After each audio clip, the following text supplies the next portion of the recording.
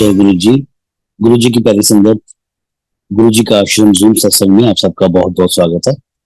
संगत जी आइए सत्संग की शुरुआत करते हैं और सत्संग के लिए इनवाइट करते हैं रुपिंदर मान आंटी को। आंटी आप प्लीज आए और गुरु जी का सत्संग शेयर करें। जय गुरु जी। गुरु जी और गुरु जी की साथ संगत को मेरा कोटि कोटि प्रणाम।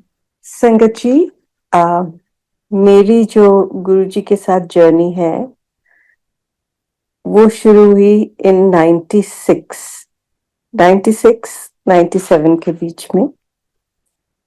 और उन दिनों मेरे उससे 2-3 साल पहले मेरे फादर इन लॉ की डेथ हो गई थी और मेरे हस्बैंड जो थे वो आर्मी में थे और अकेले बेटे थे, तो सारी जिम्मेवारी हम पे आ गई। तो मुझे आके अपने मदर इन लॉ के पास रहना पड़ा क्योंकि उन्होंने बोला कि मैं तो अपना घर छोड़ के नहीं जाऊंगी। वो मेरठ में रहते थे, सो मैं उनके पास आके रहने लग गई। बच्चे बहुत छोटे थे और मेरे को कोई काम नहीं होता था बिकॉज घर में जो भी कुछ होना होता था वो सर्वेंट्स वगैरह थे, सब हो जाता था। तो मेरे पास बहुत टाइम होता था। बचपन में भी मैंने बहुत परमात्मा के बारे में सुना था अपने दादा से, अपनी नानी माँ से। तो मुझे हमेशा से ये होता था कि गुरु जरूर मिलने चाहिए, नहीं तो गुरु के बिना हमारी गति नहीं हो सकती। और मुझे बहुत मन में इच्छा होती थी कि मुझे गुरु धारण करना है। और मैं कई बार अपने दादाजी को बोलती भी थी और उन्होंने एक बार कोशिश भी करी, पर मेरे दादी जी ने मना कर दिया। बोलते कि नहीं, इसकी जहां शादी होगी अगर वो लोग नहीं मानेंगे तो इसके लिए दिक्कतें आ जाएंगी। तो ऐसे ही जब बहुत टाइम था मेरे हाथ पे और मैं अकेली होती थी, तो मुझे फिर से ऐसे महसूस होना शुरू हो गया कि जिंदगी का मायना क्या है। हम इस दुनिया में आते हैं, हमारी एक फैमिली होती है, उसके बाद हमारे बच्चे बच्चे हो जाते हैं, शादी हो जाती है। But at the end of the day हम करते क्या है यहाँ आके, क्या है? कभी हम बहुत खुश होते हैं, कभी हम दुखी हो जाते हैं छोटी छोटी बातों पे। सो मुझे बड़ा ही एक जिसको कहते हैं ना, मन बिल्कुल उदास सा रहने लग गया बिना किसी रीजन के। कोई रीजन नहीं था, तो मुझे ऐसे लगता था कि कुछ कुछ मिसिंग सा है, कुछ चीज सही नहीं है। और मुझे कुछ खालीपन सा महसूस होता था। तो ऐसे ही मेरे दादाजी एक बार मेरे पास आए और हम दोनों लॉन में बैठे हुए थे और उन्होंने मुझे बोला कि बेटा, मैंने ना सारी जमीन वगैरह जो भी कुछ प्रॉपर्टी है तेरे भाइयों के नाम लगा दी है और तुझे तो मैंने कुछ नहीं दिया। तो मैंने कहा कि बाप जी मुझे कुछ नहीं चाहिए। उन्होंने बोला नहीं, तू मुझे बता तुझे क्या चाहिए। मैं कहा आप हमेशा बोलते हो ना कि गुरु से बढ़ के कोई धन नहीं होता, तो आप प्रे करो कि मुझे गुरु मिल जाए। उन्होंने उसी वक्त आंखें बंद करी, उनके मुंह पे मुस्कान सी थी और उन्होंने मेरे लिए प्रे किया। मेरे दादाजी राधा स्वामी थे। प्रे करा और उसके बाद 1-2 दिन के बाद वो चले गए। छुट्टियां हुई तो मैं अपने पेरेंट्स के पास चंडीगढ़ आ गई। जैसे ही मैं चंडीगढ़ पहुंची तो मेरे मदर मुझे बोलते हैं कि बेटा, गिल मासी जी ने, जस्टिस गिल के जो वाइफ थे, उनने मेरे को एक गुरुजी से मिलाया है जो अपने घर के बिल्कुल पास, ऑलमोस्ट मेरा ख्याल है 150 मीटर दूर भी नहीं था गुरुजी जहाँ पे रह रहे थे। तो एक गुरु महाराज हैं, तो उनको मिलना चाहेगी। ऐसे हाँ जी मम्मा। तो शाम हुई और हम गए। संगत जी जैसे ही गेट पे पहुंचे, मुझे इतनी ज्यादा फ्रेग्रेंस आई कि मैं आपको बता नहीं सकती। मुझे ऐसे लग रहा था कि जैसे मैं एक फ्रेग्रेंस में डूबी जा रही हूँ, इतनी ज्यादा फ्रेग्रेंस। और मैं सोच रही थी कि इतनी अगरबत्तियां कौन लगाता है। गेट से ही मुझे इतनी फ्रेग्रेंस, और जैसे ही अंदर जाती जाऊं तो फ्रेग्रेंस बढ़ती जाए। मतलब इतनी हेडी फ्रेग्रेंस, जैसे आपके सिर को चढ़ रहा होता है ना कुछ, ऐसे मुझे महसूस हो रहा था। जैसे मैं अंदर गई तो मैंने देखा कि गुरुजी अपने सिंहासन पे बैठे और कुछ लोगों से बात कर रहे हैं। और जैसे ही हम पहुंचे तो मेरे मदर ने बोला, गुरुजी मेरी बेटी। तो गुरुजी ने आगे से मुझे बोला, अच्छा तो तू मेरठ तो आई है? मैं क्या, हाँ जी गुरुजी। उन्होंने मेरे साथ कुछ बातें करी और मेरे को अपने पास बिठा लिया। मैं वहां बैठी रही संगत जी, जितनी देर मैं वहां बैठी मैं रोती रही।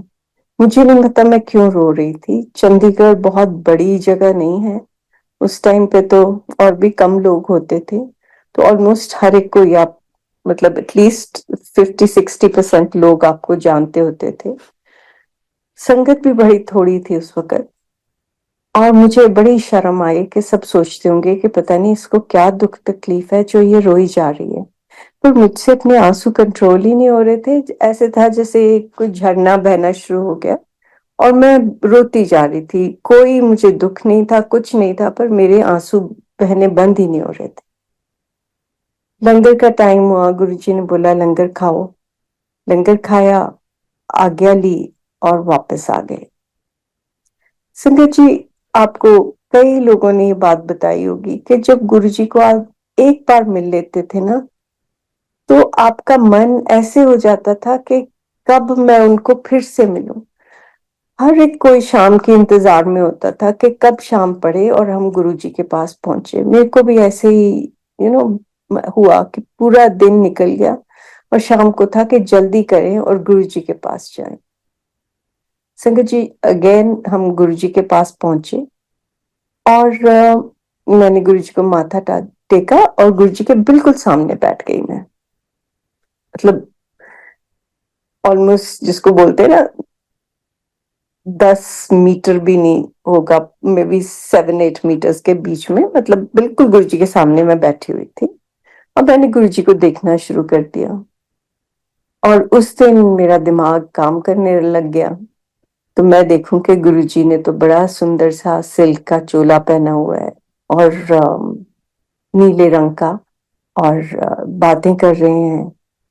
तो मेरे को दिमाग में आया कि जो संत होते हैं वो तो नॉर्मली वाइट या ऑकर कलर के कपड़े पहनते हैं, भगवे कपड़े, और बात कम करते हैं, मतलब चुप से बैठे होते हैं या प्रवचन कर रहे होते हैं। और गुरुजी तो बड़ी इधर की उधर की सब बातें कर रहे हैं लोगों के साथ। और जैसे ही मेरे दिमाग में ये बात आई तो मुझे अपने आप पे बड़ी शर्म आई और मेरे को ना सुखमनी साहब की वो तुक याद आई कि सात का निंदक महात्यारा, सात का निंदक परमेश्वर मारा। और मैंने अपनी एकदम से आंखें बंद करी और मैंने बोला कि मैनू नहीं पता तुसी कौन हो। मैंने पंजाबी में बोला दिल में कि मुझे नहीं पता आप कौन हो, मुझे बताओ कि आप कौन हो। संगत जी, आप मानेंगे नहीं, मेरी आंखें बंद हैं और मेरे को सिर में इतनी जोर से गुरुजी की आवाज आती है और मुझे बोलते हैं, तू मेरे कपड़े देखना आई है? ये कपड़े तो मैं उन्हां ਲਈ पाए है जिन्हां ਨੂੰ मैं इथों वापस भेजना है।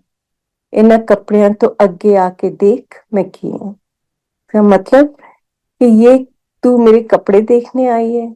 ये कपड़े तो मैंने उनके लिए पहने हैं जिनको मैंने यहाँ से वापस भेज देना है। इन कपड़ों के आगे आके देख मैं क्या हूं। संगत जी, ये मेरा पहला एक्सपीरियंस था गुरुजी के शरण में। और मेरी एकदम से आंखें खुल गई और मैं गुरुजी की तरफ देखा और गुरुजी मुझे देख के मुस्कुराए और दूसरी तरफ देखने लग गए।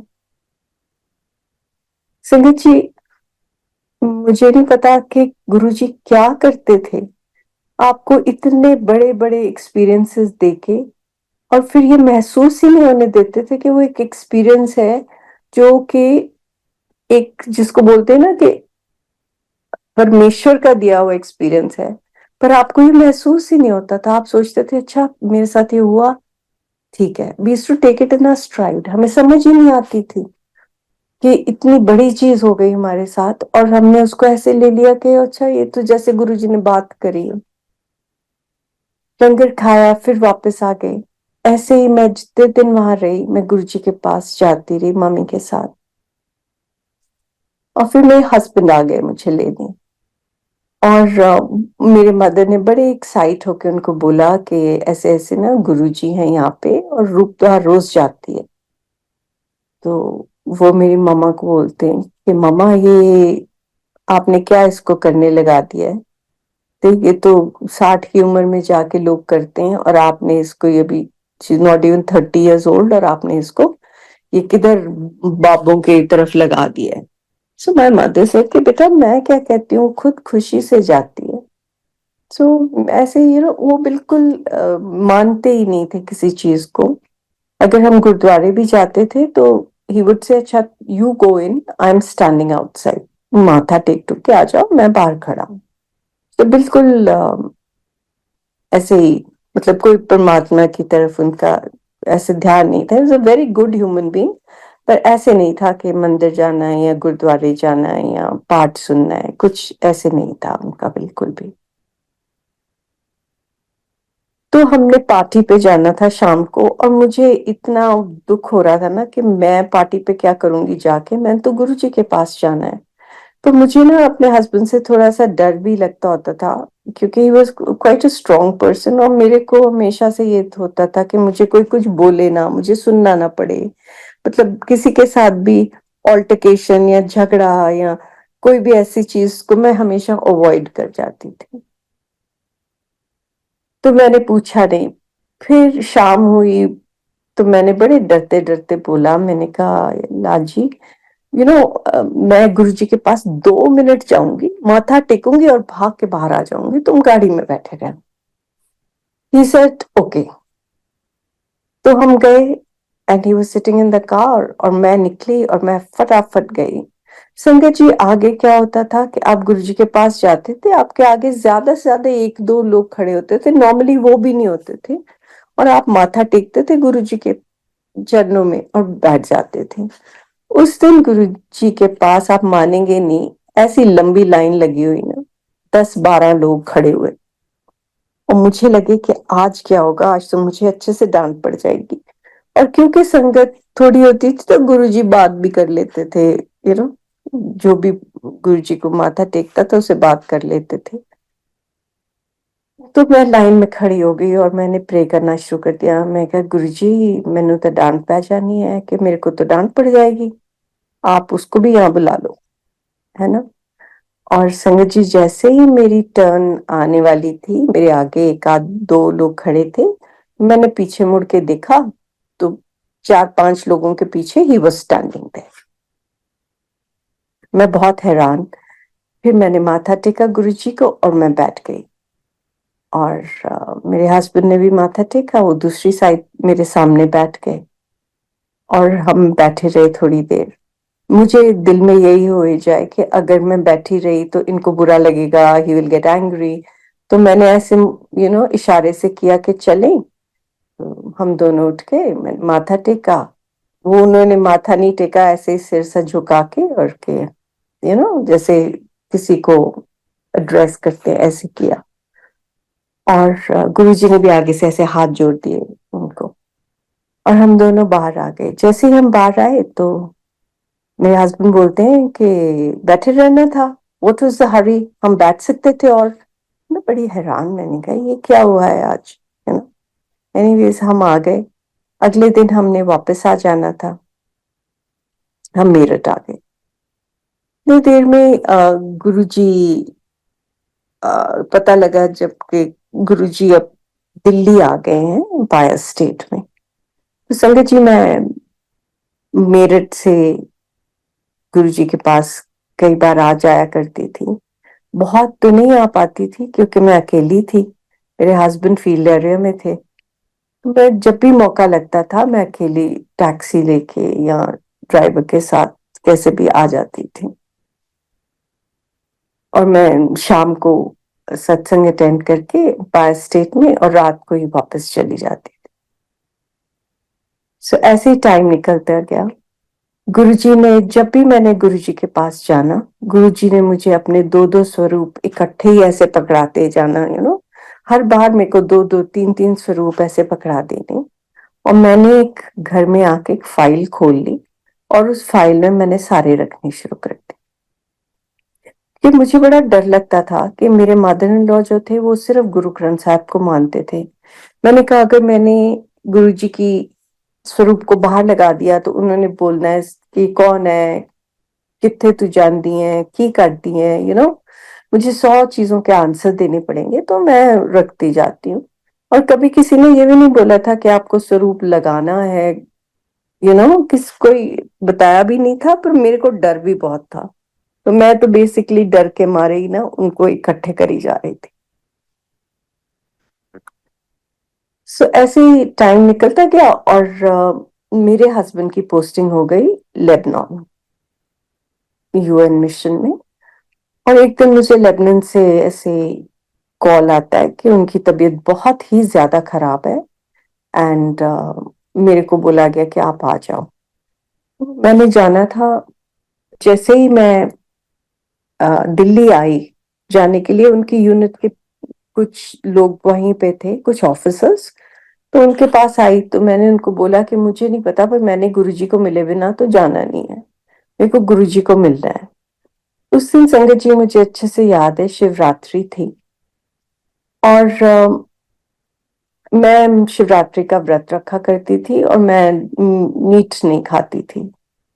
उस दिन इन लोगों ने मेरे को खाना डाल के प्लेट में दिया, बोला मैम आप खाओ फिर चलते हैं आपके गुरुजी के पास। तो मेरे को ये था कि खा लो फटाफट, फिर जितनी जल्दी खाएंगे उतनी जल्दी ये लोग मुझे ले जाएंगे। So I just held the plate और मैंने खाना शुरू कर दिया। और मैंने रियलाइज किया कि इन्होंने तो मेरे को मीट डाल दिया और मेरे मुंह में मीट चला गया। सो आई सेड ओहो, मेरा तो व्रत तोड़ दिया आप लोगों ने। मतलब मैंने बहुत I was a little upset. और फिर आपको पता ही है, जब मन इतना उदास सा हो और आपके साथ कुछ हो रहा हो तो आपको वहम भी बहुत ज्यादा आते हैं कि मैंने मीट खा लिया है, पता नहीं मैंने कितना बड़ा गलत काम कर दिया है। ऑलरेडी इतने गलत से ओमन हो रहे हैं, ऊपर से ये भी मैंने कर दिया। सो आदमी का दिमाग ऐसे ही काम करता है।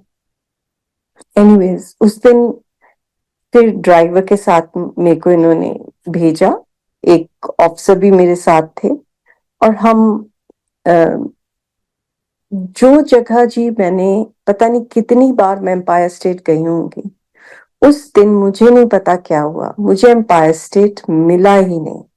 हम रात के 11 बजे तक घूमते रहे, हमें नहीं मिला। फाइनली जब एम्पायर स्टेट का मंदिर मिला तो गुरुजी अपने कमरे में जा चुके थे और दरवाजा बंद हो गया था। मैंने खटखटाया दरवाजा, उस सुदाम ने खोला और वो बोलते हैं कि बहन जी, मैंने कहा मेरे को गुरुजी को मिलना है। सच्ची वो तो अपने कमरे में चले गए हैं। तो मैंने कहा कि मुझे नहीं पता, सुदाम जैसे भी करो मुझे गुरुजी को मिलाओ।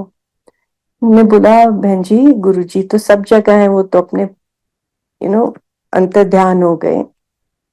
तो गुरुजी सब जगह है, आप यहीं से गुरुजी को माथा टेक दो और आपकी अरदास पूरी हो जाएगी। पर संगत जी ये देखो कि उनकी क्या सोच थी या उनका क्या लेवल था या वो कितने इवॉल्व थे। और मुझे लगे कि जब तक मैं गुरुजी को मिलूंगी नहीं, गुरुजी को बताऊंगी नहीं, तो मेरी प्रॉब्लम कैसे दूर होगी। पर मेरे को गुरुजी नहीं मिले। मैंने बाहर से ही रोते रोते माथा टेका और मैं चली गई। लेबनान गई तो मेरे हस्बैंड की बहुत ज्यादा तबीयत खराब थी। डॉक्टर को मिली, डॉक्टर ने बोला कि लिवर कंप्लीटली पैक्ड अप है और 3 महीने से ज्यादा उनकी लाइफ नहीं है। लिवर में सिरोसिस हो गया था, सो ही हैड लिवर सिरोसिस। और बड़ा मुझे दुख हुआ। 100 चीजें आपके दिमाग में आती कि मेरे बच्चे छोटे छोटे हैं, what is going to happen. और आपको ऐसे लगता है कि पता नहीं आपकी जिंदगी पूरी बिखर जाएगी। पर जब मुश्किल आती है तो आदमी को बेयर भी करनी पड़ती है। और बस मैं वहां पे बैठ के हॉस्पिटल में और पूरा टाइम पाठ करती रहती होती थी। वहां से हम वहां से मैं इजराइल भी गई, क्योंकि वहां पे एक बहुत अच्छे डॉक्टर थे। उन्होंने बोला कि आप ले आओ and we will have a look. तो मैंने अपने हस्बैंड को आके बताया। वो मेरे से नाराज हो गए कि आए मैं बॉर्डर के क्रॉस नहीं जाऊंगा, क्योंकि इसराइल और लेबनान में हमेशा से आपको पता है कि प्रॉब्लम्स ही रही हैं। So he said I will not go across, और मेरे को जाना भी नहीं है। आई एम फाइन, तुम लोग ऐसे ही मेरे को तंग कर रहे हो, कुछ नहीं हुआ है मुझे। सो बड़ा डिनायल था कि नहीं, मुझे तो कुछ है ही नहीं, तुम लोग ही मुझे ऐसे बीमार कर रहे हो। वहां से हम इंग्लैंड आ गए, क्योंकि इंग्लैंड मेरी सिस्टर होती थी, और वहां भी कहते कि मतलब एक डॉक्टर थे जॉर्ज हॉस्पिटल में जो बहुत फेमस थे, मतलब गैस्ट्रोएंट्रोलॉजिस्ट थे, very famous, world renowned doctor. तो उनके पास हम गए, उनके पास भी मैं गई, और हमने एडमिशन भी करवा दी, मतलब पैसे भी थोड़े बहुत दे दिए जो इनिशियली देने थे। बट मेरे हस्बैंड ने रिफ्यूज कर दिया, कहते मैंने जाना ही नहीं। शंकर जी, वहां से मेरे मदर जो थे वो गुरुजी के पास गए, उन्होंने गुरुजी को बताया कि गुरुजी ऐसे ऐसे हो गया है। गुरुजी ने उनको एक दो चीजें बताई, कुछ करने को बोला। अब शंकर जी, मैं आपको यहाँ एक चीज बोलना चाहूंगी कि गुरुजी कई बार आपको कुछ करने को बोल देते थे, पर जो मेरी समझ है वो ये है कि गुरुजी सिर्फ हमें दिलासा देने के लिए कि हमने कुछ कर दिया जी तो इसलिए हो गया, वो ही अपने आप से लाइमलाइट को हटाते थे हमेशा। कभी महसूस नहीं होने देते थे कि वो भगवान है, वो परमात्मा है। तो ऐसे ही कुछ भी बोल देते थे आपको कि ये करके आ जाए, करके आ जाए, एंड आपको लगता था अच्छा वो मैंने किया तो कुछ हुआ, बट नहीं, वो तो उनकी मेहर होती थी जो आप पे बरसती थी, और आपके सारी दिक्कतें मुश्किलें दूर हो जाती थी। तो ऐसे ही जब हमने इंग्लैंड से आना था तो मेरे हस्बैंड की ऑफिशियल टिकट थी और मेरी प्राइवेट टिकट थी। तो वो मेरे से एक दिन पहले आ गए और मेरे अगले दिन फ्लाइट थी। जब वो पहुंचे तो मेरे मदर ने उनको बोला कि बेटा तू चल मेरे साथ, we have to go to Guruji. तो उन्होंने बड़ा मना मुना किया, पर मेरे मदर माने नहीं, तो मेरे मम के साथ वो आ गए। और हालत ये थी कि वो खड़े भी नहीं हो सकते थे ठीक से, वेरी वीक, बहुत वीक हो गए थे।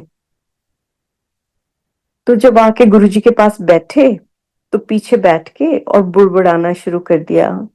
मेरी मदर ने मुझे बताया कि बेटा मुझे इतनी शर्म आ रही थी कि कोई ऐसी चीज नहीं है जो लाजी ने नहीं बोली गुरुजी के लिए, कि हिंदुस्तान में तो एक ईंट उठाओ तो नीचे से गुरु निकल आते हैं, ये क्या करेंगे, ये गंजे से इनको क्या आता है, ये क्या है, आप मम्मी मेरे को ऐसे ही तंग कर रहे हो। बहुत कुछ उल्टा सीधा बोला। गुरुजी ने बोला लंगर करो तो लंगर नहीं किया, बड़ी मुश्किल से थोड़ा सा लंगर खिलाया, चले गए। अगले दिन संगत जी मैं आई, तो मैं गुरुजी के पास गई शाम को, मेरे मदर भी साथ में थे। तो मैं बैठी हुई थी गुरुजी के पास और मैं कुछ नहीं बोल रही थी। मेरे मदर मुझे प्रॉम्प्ट करी जा रहे थे कि बोल, तू आगे हो के गुरुजी ने बोल कि आगे हो और गुरुजी को बोल कि ये बात है, ठीक करो। संगत जी, मैंने बड़े ही डरते डरते ना गुरुजी के पास में, बिल्कुल पास में आके अपने नीज पे, और मैंने गुरुजी को बोला कि गुरुजी ठीक कर दो। मेरे से और मुंह से कुछ निकला ही नहीं, मैंने कहा गुरुजी ठीक कर दो। संगत जी, गुरुजी ने इतनी जोर से मुझे डांटा ना, कहते नास्तिक है, मैं की कर सकता है। मैं एकदम से डर के और मैं पीछे बैठ गई और मैंने रोना शुरू कर दिया। मेरे माता ने बोला गुरुजी ओ नास्तिक है, ये तो नहीं, ये तो ਤੁਹਾਡੀ भगत है। गुरुजी कुछ नहीं बोले, थोड़ी देर ऐसे ही अपनी उंगलियों को ऐसे करते रहे, हाथ दूसरे हाथ से, थोड़ी देर में मेरी तरफ देख लें, फिर दूसरी तरफ देख लें, फिर मुझे बोलते हैं इत्थे आ। मैं आई गुरुजी के पास तो गुरुजी ने मुझे कुछ बोला कि ऐसे कर ऐसे कर। संगत जी देखो, गुरुजी जो गुरुजी को बिल्कुल नहीं मानता था ना, और उल्टी सीधी चीजें भी बोल देता था, गुरुजी उसका भी भला कर देते थे। कभी उन्होंने मन में नहीं लाया कि भाई ये डिजर्विंग है, ये अनडिजर्विंग है, कुछ नहीं। वो तो जिसको कहते हैं ना, एक बारिश की तरह थी उनकी मेहर, जो आपके ऊपर बरस ही जाती थी, आप भीग ही जाते थे उसमें। चाहे आपके अपने कर्म कैसे भी हों, आप कुछ भी हो, उन्होंने आप पे मेहर कर ही देनी। तो मेरे हस्बैंड का ना जी, अगर आप लिवर सिरोसिस जिसको होता है, उसके प्रोटीन लेवल्स जो होते हैं, एक SGOT SGPT टेस्ट होते हैं, वो नॉर्मली 35 से ऊपर होने गलत होते हैं। मेरे हस्बैंड के 200 एंड समथिंग हुआ करते थे। In fact at one point 300 and some 25 या कुछ थे। सो आप देख सकते हैं कि क्या मतलब हाल था। जैसे ही गुरुजी ने मुझे बोला, तो अगली बार जब टेस्ट कराए तो वो 75 78 ऐसे आने शुरू हो गए, और थोड़े दिनों में नॉर्मल होने शुरू हो गए। संगत जी, जब भी मैं गुरुजी के पास जाती थी, गुरुजी मुझे हमेशा एक ही बात बोलते थे। मैंने खड़े होके मन में गुरुजी को बोला कि गुरुजी, लाल जी को मेरा मीत बना दो, यू नो। और गुरुजी ने आगे से मुझे बोलना, मान मिथनी। मैंने सोचना कि गुरुजी मुझे ऐसे क्यों बोलते हैं। और अगला क्वेश्चन गुरुजी का मुझे होता था, की हाल है मानदा? एंड आई वुड से ठीक है गुरुजी। एंड ही वुड से अच्छा। So this was the standard dialogue for, मैं जब जब भी गुरुजी के पास गई हूँ, पहली बात गुरुजी मुझे पूछते थे कि की हाल है मानदा, यू नो। एंड मैं मेरे को नेक्स्ट थिंग ही वुड से पी रहे, एंड आई वुड से हाँ जी गुरुजी। एंड ही वुड से पीन दे, कुछ नहीं होएगा। और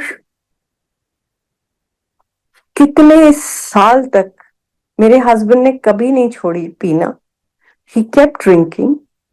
पर गुरुजी की मेहर ऐसी थी कि कुछ नहीं हुआ, जबकि डॉक्टर्स ने बोला था 3 महीने नहीं निकालेंगे, वो भी if he doesn't touch alcohol. But मेरे हस्बैंड ने तो पता नहीं बैरल पे बैरल खाली की होगी, बट कुछ नहीं हुआ। संगत जी, ऐसे ही एक दिन मैं गुरुजी के पास बैठी थी। हम तब दिल्ली में थे, तो मैं गुरुजी के पास से होके और गई हूँ। और हम तब टेंट्स में थे, क्योंकि इनकी यूनिट अब्रॉड थी, तो वो टेंट्स में, जो दूसरे पीछे जो लोग थे वो टेंट्स में थे। तो ऐसे मैं गई और रात को मैं सो गई। सोते सोते मुझे एकदम से ऐसे लगा जैसे टेंट का किसी ने फ्लैप हवा से उड़ता है ना जोर से, ऐसे मुझे लगा। और मैं डर के मारे उठ के बैठ गई। आंखें मैंने बंद कर ली और मैंने सुखमनी साहब का पाठ करना शुरू कर दिया।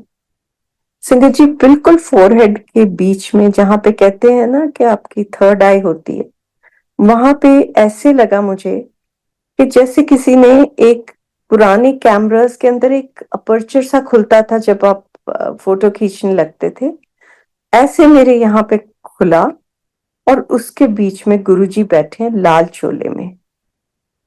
क्लियरली मैंने गुरुजी को देखा कि गुरुजी बैठे हुए हैं और मेरे को बोल रहे हैं, चल उठ हुन बैठ जा, सुत्ती पई है, मैं उन्हें ठीक करना आया। संगत जी, मुझे ऐसी स्मेल्स आनी शुरू हो गई जैसे कि ऑपरेशन थिएटर में आती हैं। और कुछ देर के बाद वो स्मेल्स खत्म हो गई, ये अपर्चर सा बंद हो गया, और टेंट का फ्लैप जैसे फिर हवा में उड़ा, और दैट वाज इट। मैं डर भी बहुत गई थी, और मैं पूरा टाइम पाठ करती रही। पता नहीं मैं बैठी बैठी कब मुझे नींद आ गई और मैं फिर सो गई। सुबह मैं उठी तो मुझे याद भी नहीं था कि ऐसे हुआ। आफ्टर सम टाइम मुझे ध्यान आया, मैंने कहा "ओ, मेरे को तो गुरुजी रात को दिखे थे।" और ऐसे मैंने गुरुजी को क्लियरली देखा। सपना नहीं था, मुझे पता है, क्योंकि मेरी आंखें खुली थी और फिर मैंने डर के मारे आंखें बंद करी और मैं बिस्तर पे बैठी हुई थी। सो अगले दिन मैं शाम को, अब फिर मैं आपको बताना चाहूंगी कि मैंने, मतलब उस चीज को, गुरुजी ने मेरे ऊपर उस चीज का कोई बहुत ऐसे असर नहीं होने दिया कि जैसे मेरे साथ मिरेकल हुआ या कुछ। मुझे, मैंने किसी को बताया भी नहीं। मैं शांत से गुरुजी के पास शाम को पहुंच भी गई। और मैं जब गई तो मेरे को गुरुजी कहते हैं कि देखा फिर, करता ना कल्याण। और मेरे मुंह से संगत जी पता क्या निकलता है? हाँ जी गुरु जी। मतलब इतने नाशुक्रे हैं हम कि मेरे से ये भी नहीं बोला गया कि थैंक यू गुरु जी, तुसी मेरे ते इन्नी मेहर कर ਦਿੱਤੀ। ਕੋਈ ਰੱਬ ਵੀ ਨਹੀਂ ਕਰਦਾ ਕਿਸੇ ਤੇ ਇੰਨੀ ਮਿਹਰ ਜਿੰਨੀ ਤੁਸੀਂ ਮੇਰੇ ਤੇ ਕਰ ਦਿੱਤੀ। ਤੁਸੀਂ ਤਾਂ परमात्मा तो भी महाशिव हो। मैं ਕੀ कह सकती हूँ? कुछ नहीं। ऑल आई से टू हिम इज हाँ जी गुरु जी। और फिर संगत जी मैंने गुरु जी के नेल्स की तरफ देखा और गुरु जी के नेल्स ब्लू थे। वो देखते ही मेरे को बहुत दुख हुआ। पता नहीं मेरे मन में क्या आया, मेरे को लगा कि मैंने अपनी जितनी मुश्किलें अपने गुरु पे डाली हैं और मैंने बहुत बड़ा पाप किया है।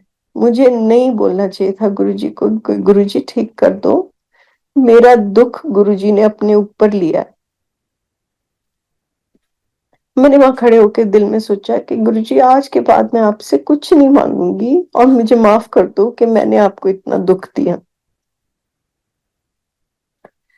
संगत जी ऐसे गुरु जी के पास जाते रहे, इतने इतने मिरेकल्स देखे कि मैं क्या बताऊं आपको। एक बार ऐसे ही मैं गुरु जी के पास बैठी हुई थी और कई बार ना वहां पे लोग, कोई जब घर में कुछ शुभ होता था या गुरु जी को मिलने आते थे तो मिठाई ले आते थे। तो ऐसे ही उस दिन काफी, तब तक काफी संगत बढ़ गई थी, मतलब 100 150 लोग आम बैठे होते थे। तो कोई 2 शैना मुर्गी के डब्बे लेके आया।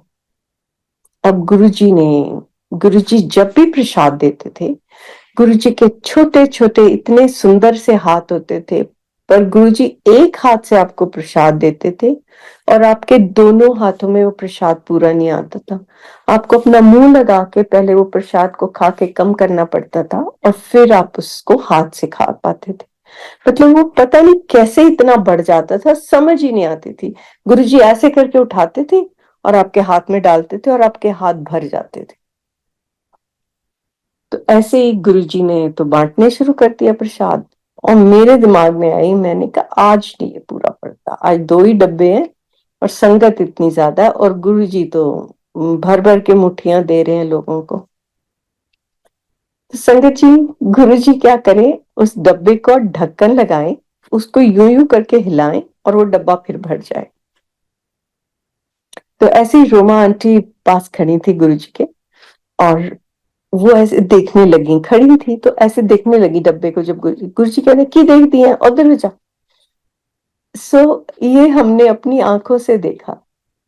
ऐसी संगत जी एक लेडी थी, वो गुरुजी के पास आई और पहली बार आई थी शायद। And she must have been about 65 years of age, या उसी उम्र, मतलब 65 के साथ, 65 70 के बीच में होंगी। और वो गुरुजी के पास आई और उन्होंने गुरुजी के पाँव में एक पैकेट सा रोल किया हुआ ना, स्टैक से ऐसे रखे और कुछ आगे होके गुरुजी को बोलने लगी। संगत जी, गुरुजी ने इतनी जोर से उस पैकेट को लात मारी, बोलते तू मैनू पैसे देना ही। और बहुत जोर से उन्होंने उनको बोला। और संगत जी जैसे ही बोला ना, जितने गुरुजी के स्वरूप लगे हुए थे उनमें से इतनी जोर से वर्षा होनी शुरू हो गई। और ऐसे ऑलमोस्ट जैसे कोई आपके सिर के ऊपर वर्षा कर रहा है ना, हम सब बारिश हो रही होती जैसे, ऐसे हमारे ऊपर वर्षा होनी शुरू हो गई। जैसे अगर हम शादी में जाएं तो कई बार वो इतर सा छिड़कते ना, ऐसे। और सारे हैरान होके और सब स्वरूप की तरफ चले गए कि, और वहां से अमृत बह रहा था तो उसको ले रहे थे। और मैं ऐसे बैठी रह गई। मैंने सोचा कि अब मैं क्या करूं, और गुरुजी अकेले बैठे हैं। अब आप देखो हम लोगों की सोच, हम सारे अमृत की तरफ, और जहां से अमृत आ रहा है वो बैठे हैं अकेले। तो मैं भी उठी और मेरे को लगा कि बहुत ज्यादा लोग हैं, तो मैंने गुरुजी को ही माथा टेक दिया। मेरे दिमाग में आया कि यहीं से तो आ रहा है। और बाद में मैंने भी संगत जी वो टेस्ट किया। मैं आपको उसका टेस्ट बता ही नहीं सकती, कोई उसको नहीं एक्सप्लेन कर सकता। मीठा, ठंडा, इतना जैसे ही आपको, आपकी कोई टच करता था आपके पैलेट को, ऐसे लगता था जैसे ठंडक ही पहुंच गई अंदर। इतना इतना उसका टेस्ट रूहानी था कि मैं आपको बता नहीं सकती। संगत जी, ऐसे ही ना गुरुजी, कई बार गुरुजी के चरण दबाते थे लोग, और मैं बैठी होती थी और मेरे दिल में आता था कि गुरुजी मैनू ना क्यों, मेरे को मत बोलना कि आपके पांव दबाऊं। व्हेन यू आर यंग ना, बड़े स्टूपिड होते हो, आपको दुनिया की बड़ी वो सोच होती है कि ये क्या सोचेगा, वो क्या सोचेगा। तो मैं हमेशा, मेरे दिल में आना, मेरे को गुरुजी बोलेंगे तो फिर मैं क्या करूंगी। तो संगत जी, एक टाइम आया कि मैं तरसती थी कि गुरुजी मुझे बोलें कि मेरे चरण दबा दे, पर वो भी गुरुजी आपकी इच्छा थोड़ी छोड़ते हैं, तो वो भी मेरे से गुरुजी ने करवाए। ऐसे ही गुरुजी के एक बार मैं कंधे दबा रही थी, तो मैं बता रही थी आपको कि मैं उनके सिंहासन के पीछे खड़ी थी, और इतनी ज्यादा मुझे वाइब्रेशन फील हुई कि मेरे से मतलब बेयर नहीं हो रही थी, इतनी वाइब्रेशन थी। तो गुरुजी ने पीछे मुड़ के मुझे देखा और मुझे बोलते हैं आगे आ जा। उनको पता था कि ये वाइब्रेशन ले ही नहीं सकती मेरी, मतलब उनकी, आप उनके आसपास का ऑरा ही ऐसा होता था। आप गुरुजी की तरफ देखते थे तो उनका जो चेहरा था ऐसे चमकता होता था, इतना नूर था उनके पूरे चेहरे पे, और आप बस देखते ही रह जाते थे। या आप आंखें बंद रखते थे, या अगर खुली होती थी तो गुरुजी के चेहरे से ही आपकी नजर नहीं हटती थी। संगत जी, एक बार मेरे मदर और मैं, हम तब हम अम्बाला आ गए थे, तो हम दोनों कई बार गुरुजी के पास आ जाते थे, कई बार मैं अम्बाला से अकेली आती होती थी गुरुजी के पास। तो उस बार मामा ने मुझे बोला कि बेटा मैं चंडीगढ़ से आऊंगी, तेरी मेड बहुत अच्छी मक्की की रोटी बनाती है, मैं साग लेके आऊंगी, तो मक्की की रोटियां बनवा लेना। सो आज से रोके मम्मा कितनी बनवाऊं। शी सेड बेटा 75-100 बनवा लो बस, that should be good enough, because उस टाइम पे लोग इतने नहीं होते थे। तो मैंने ना 150 रोटी बनवा ली, और मम्मा ने साग मक्खन वगैरह लेके और हम गुरुजी के पास पहुंचे। तो जाके किचन में रख दिया, अंदर आके बैठे तो देखा कि उस दिन तो हॉल भरा हुआ, नीचे भी ऊपर भी, और हमें बड़ी शर्म आए कि ये तो बहुत कम पड़ जानी है। पर एनीवेज, गुरुजी ने जैसे ही मामा ने माथा टेका, कहते हाँ भाई आज तो पंजाब तो साग ते मक्की दी रोटी आई है, लियाओ खुआओ संगत। जैसे ही लंगर शुरू हुआ संगत जी, तो उन्होंने बरताना शुरू कर दिया, और सबको 2-2 रोटियां, और हमें लगे कि अब तो बस पूरा नहीं पड़ेगा। बट हम मानेंगे नहीं, वो 2.5-3 किलो साग और वो 150 रोटी, वहां पे कम से कम नहीं तो 175 के करीब लोग होंगे, और सबको 2-2 मिली, और कईयों ने और भी ली। सो ये थी गुरुजी की मेहर कि आपको वो शर्मिंदा भी नहीं होने देते थे, आप जिसको कहते ना, आपकी लाज हमेशा रख लेते थे। और गुरुजी के तो हम महिमा गा ही नहीं सकते। इतना, इतने ज्यादा दयालु, इतने ज्यादा लविंग, इतने ज्यादा आप पे मेहर करने वाले गुरु कहीं नहीं मिल सकते। और वो गुरु जो आपको महसूस भी नहीं होने देते थे एक मिनट के लिए भी कि उन्होंने आपके लिए कुछ किया। बहुत प्यार देते थे, बहुत प्यार। और जिसको भी आप पूछोगे ना, सबकी जर्नी गुरुजी के साथ अलग थी, पर सब आपको ये बताएंगे कि गुरुजी ने जितना प्यार दिया ना, कोई नहीं दे सकता। ऐसे संगत जी, गुरुजी ने एक बार बोला जब कि सारे अपने अपने एक्सपीरियंस लिख के लाओ, तो मेरे को भी बोला और मैं लिख के ले गई गुरुजी के पास, और मैंने जाके ना अंदर पकड़ा दिया, उनके कमरे में किसी को पकड़ा दिया, वो अंदर ले गए। गुरुजी बाहर बैठे थे, कहते लिख के ले आए। मैं क्या हाँ जी। कहते अच्छा। उस दिन गुरुजी ने मुझे बोला कि चल फिर शॉर्ट्स सुना दे, है ना। नहीं तो मेरे को हमेशा ये होता था कि गुरुजी मुझे बोलेंगे, मैं तो मेरे से तो बोला ही नहीं जाएगा, मैं क्या बोलूंगी। पर संगत जी, यहाँ भी मैं आपको एक बात बोलना चाहती हूँ कि जब गुरुजी आपको बोलते हैं ना, तो वो आप नहीं बोल रहे होते, गुरुजी जो चाहते हैं वो ही आपके मुंह से निकलवाते हैं और आप बोलना शुरू हो जाते हैं। तो ऐसे ही कई बार फिर गुरुजी ने मतलब अपना एक्सपीरियंस शेयर करने को बोला। अगेन आई टेल यू कि जब इनिशियली गुरुजी बोलते होते थे ना किसी को कि आप अच्छा तू 10 अपना 10 से ननो, तो हम सब दुनियावी लोग हैं ना, तो हमें लगता था क्या गुरुजी अपनी महिमा गवा रहे हैं या गुरुजी बताना चाहते हैं, बट नहीं, गुरुजी आपको ब्लेस करते थे और जो सुनता था उसको भी ब्लेस करते थे उस सत्संग के। ये बात हमको बाद में समझ आई। गुरुजी के सामने कई लोग जिनको प्रोबेबली ज्यादा समझ थी या जो जानते थे और जो एक्सेप्ट करते थे कि हम तो सब सोचते थे कि गुरुजी तो हमारे गुरु हैं, हमने कभी नहीं सोचा था कि ये परमात्मा है। चाहे हमारे साथ इतनी इतनी बड़ी चीजें हुई, फिर भी हमें कभी दिमाग में नहीं आया कि परमात्मा है, हमें लगता था हमारे गुरु हैं। तो कई लोग जब गुरुजी के पास आते थे, वो गुरुजी को दंडवत प्रणाम करते थे और मेरे कई बार दिमाग में आना, मैंने कहना कि ये क्यों दिखावा करने की क्या जरूरत है भाई, आपको गुरुजी के साथ बहुत प्यार है तो आप क्यों कर रहे हो।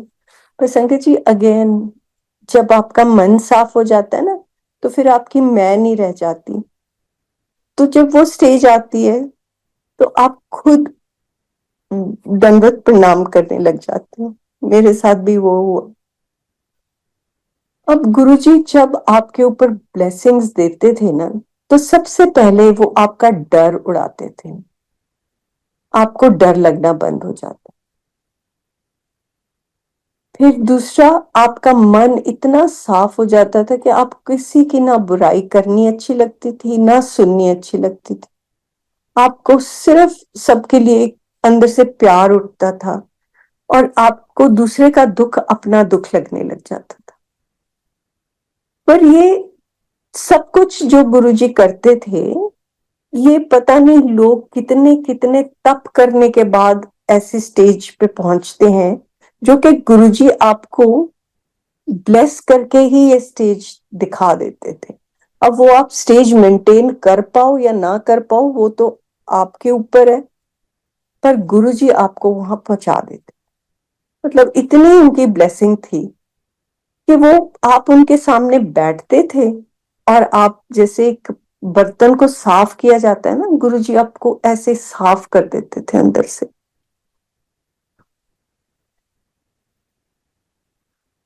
संगत जी, गुरुजी ने जब चोला छोड़ा, उससे उस सैटरडे मतलब वो वेंसडे को चोला छोड़ते हैं और सैटरडे को मैं उनके पास गई और उस दिन पता नहीं मुझे क्या हुआ कि मैं अंदर घुसते ही मैंने रोना शुरू कर दिया। और मैं नॉर्मली चाहती थी कि मैं गुरुजी के ना आसपास बैठूं, पर उस दिन मैं जाके बिल्कुल पीछे जहां वो डीजे अंकल का बज रहा होता था म्यूजिक सिस्टम, मैं वहां गुरुजी के दरवाजे के पास, जो गुरुजी का कमरा था उस दरवाजे के पास बैठ के, और मैं पता नहीं क्यों मेरे को इतना उदास सा फील होना शुरू हो गया, मैंने रोना शुरू कर दिया।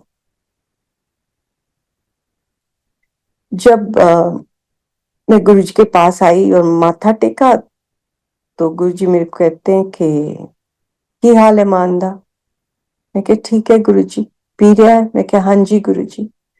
संगत जी, उस दिन पहली बार था कि मेरे मुंह से निकला कि गुरुजी मैं, बोला आप बोल देते हो ना पी रहा है तो पीन दे, तो मैं, सो ही से तू मेरे को बैठ जा। और मुझे समझ ही नहीं कि गुरुजी क्या बोल रहे हैं मुझे।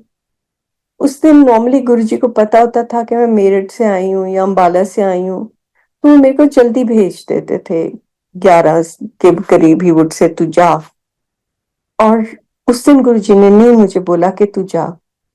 सब संगत चली गई, थोड़े से लोग रह गए, मेरा ख्याल है 4-5 लोग। गुरुजी ने फिर अपने कमरे में गए, फिर बाहर आए, सबको दूसरी बार चाय पिलवाई, और मैं ऐसे नीचे बैठी हुई थी और बिल्कुल मेरे पास आके बैठ गए और ऐसे अपनी टांगे लंबी करके, और ऐसे ऐसे गुरुजी कई बार ना अपने पाँव हिलाते होते थे ऐसे। और उस दिन गुरुजी बड़ी सोच से में थे, शांत थे, बिल्कुल चुप। नहीं तो नॉर्मली बड़ा मुस्कुरा रहे होते थे या बात कर रहे होते थे। दूसरी बार मुझे चाय और प्रसाद देने के बाद कहते, अच्छा हुन तू जा। और मैं आ गई। और संगत जी, 2-3 दिन बाद पता चला कि गुरुजी ने अपना चोला छोड़ दिया। हम आए, बड़े मंदिर गए,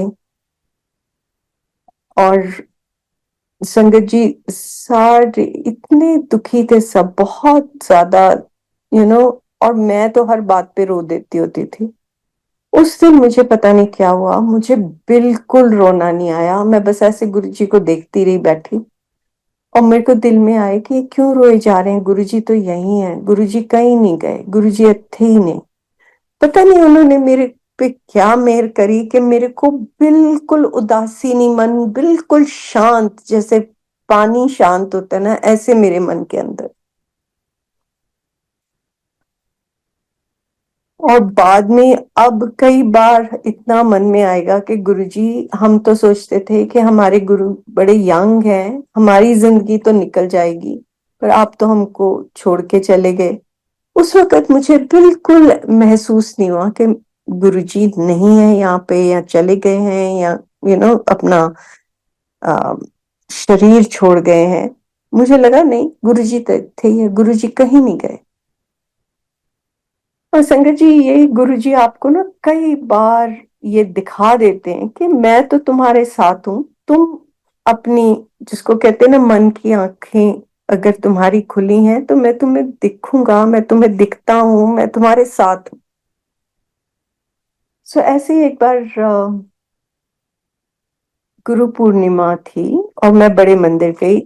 कुछ सालों की बात ही है, मेरे ख्याल 5-6 साल की बात है।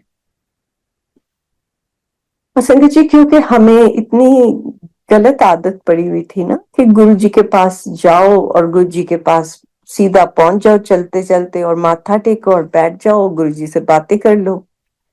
तो अब जब बड़े मंदिर जाना पड़ता है ना, तो ऐसे लगता है कि पता नहीं जैसे कहाँ से इतनी संगत, कि आप हैरान हो जाते हो। और गुरुजी हमेशा ये बोलते होते थे, आया करो, एक टाइम ऐसा आएगा थानू मेरे दर्शन भी नहीं होंगे। और हम सोचते गुरुजी ये की कहंदे है, जी सेइंग, ये क्या मतलब, समझ ही नहीं आती थी। और अब घंटों घंटों लाइन में खड़ा होना पड़ता है और सच में दर्शन नहीं होते। तो उस दिन ऐसे ही हुआ कि बड़ी, कभी हम एक टेंट में बैठे, फिर अगले में, फिर अगले में, ऐसे करते करते जब तक हम अंदर आए, तो हमको तो ये था कि बैठ जाओ गुरुजी के सामने, या उधर बैठ के हॉल में थोड़ी देर कंसंट्रेट करके, मेडिटेट करके गुरुजी से कनेक्ट करें। पर सब जो अंकल संगत में जो देखते हैं, उन्होंने बोला चलो चलो चलो चलो, आगे आगे करते गए। तो खड़ा भी नहीं होने दिया गुरुजी के पास, और मेरी आंखों में आंसू आ गए। मैं क्या, गुरुजी अब मैं आपके पास नहीं आ सकती, अब आप मेरे पास आओ। मैंने आके यहाँ क्या करना है, इन्होंने तो मेरे को आपके पास खड़े भी नहीं होने दिया। और संगत जी, मैं जैसे ही दरवाजे से बाहर निकली, एक अंकल मेरे पास आते हैं, सेवादार अंकल। वे कहते, आंटी आपने अंदर बैठना है ना, आओ। और उन्होंने जो वो कॉर्डन ऑफ किया होता है ना गुरुजी की सिंहासन के पास जगह, वो खोला और मुझे बोला बैठो। सो ये है हमारे गुरुजी, कि हमारी छोटी से छोटी अरदास भी ऐसे पूरी करते हैं कि बस, there is, I can not even explain कि गुरुजी कितने आपका ध्यान रखते हैं, या कितना आप पे मेहरे करते हैं। संगत जी, अगर आप गुरुजी के साथ जुड़े हो ना, तो आप ये समझ लो कि आपकी नैया पार है। गुरु जी बहुत मेहर करेंगे, जिस चीज की आपके सोल को जरूरत है वो आपको प्रोवाइड करेंगे, आपको आपकी सोल की जर्नी में बहुत बहुत बहुत आगे ले जाएंगे। आप एक पाँव, एक स्टेप उनकी तरफ लोगे तो हजारों स्टेप्स लेके आपको आगे ले जाएंगे। आप जुड़े रहिए, गुरु जी के ऊपर अपनी डोरी छोड़ दीजिए और देखिए कि आपकी जिंदगी क्या से क्या हो जाती है। थैंक यू वेरी मच संगत जी, बहुत बहुत मेहरबानी जो आपने मेरी जर्नी और मेरा सत्संग गुरु महाराज के साथ सुना। गुरु महाराज आपको बहुत बहुत ब्लेस करें और आपकी सारी दुख तकलीफ मुश्किलें दूर कर दें। Thank you very much. जय गुरु जी।